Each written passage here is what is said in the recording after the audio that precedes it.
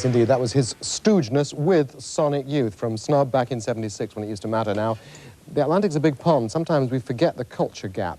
I got into a discussion with Sonic Youth, beginning with my normal rap of how the States never got punk, the Pistols played only small cities for 1 week, never got Joy Division or the pop group. Anyway, they never got nothing, and as a result, they don't have nothing. How many great bands in '76? This is what American vice presidents say. After 2 minutes, they come up with REM. Now, Sonic Youth, they don't agree. This is a history seminar. We were of the understanding that people who played punk thought they were doing something new, and we didn't fall for it.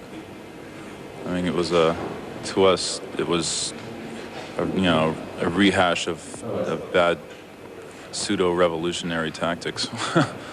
We were soaking up the punk movement that was coming out of England, but there were a lot of things going on in the States that equally were not as felt over here. I mean, the new wave stuff was very widely recognized eventually, but like in New York in particular, there was no wave music, which was pretty much a citywide phenomenon, and there were things happening in LA and the West Coast, and then the whole hardcore movement that moved in the early '80s. Nobody here knows anything about that. There were bands like the Minutemen and Saccharine Trust who haven't really been felt over here like they were in the States. Black Flag. Yeah, they were as important as like the Fall and the pop group to the American scene.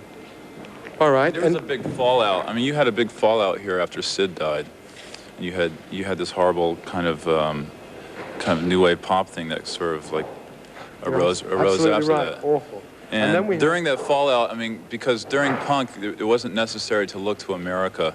I mean, after McLaren took Richard Hell and said, like, I'm going to create a scene around this guy's hairstyle. And then the younger bands that came up, Minor Threat and Negative Approach, and this was something, I mean, it was being ignored over here because you were still into the whole mode of, like, let's ignore everything. The things that we had, as you said, you mentioned New Wave Pop. We then had the New Romantics. Did you ever see them? Oh, yeah. I was a pirate. God. The only interest we have is, we have more of an interest in rap music. I don't understand what you mean about the disco music. Okay, fine. Yeah, but see, that to us is not, we like it because it isn't disco, because it comes from the streets. You know, it came from the streets and was brought into the clubs, whereas disco it was made it was made for the clubs, whereas rap wasn't.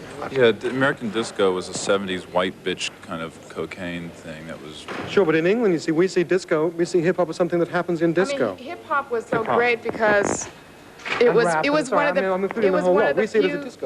of the few forms of music left that could actually threaten people, like it threatened middle-class black America. I think most people in the States don't consider hip-hop and rap as a part of disco. They're still pretty separate things. But you call the clubs disco, and we call the musical genre disco. You're using the word disco referring to a place where you go to dance.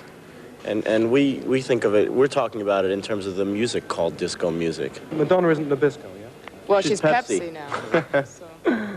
And Ishmael would tell you that rap goes back even further. I still have a problem. White Americans don't go to clubs unless there's a band playing. I don't understand that.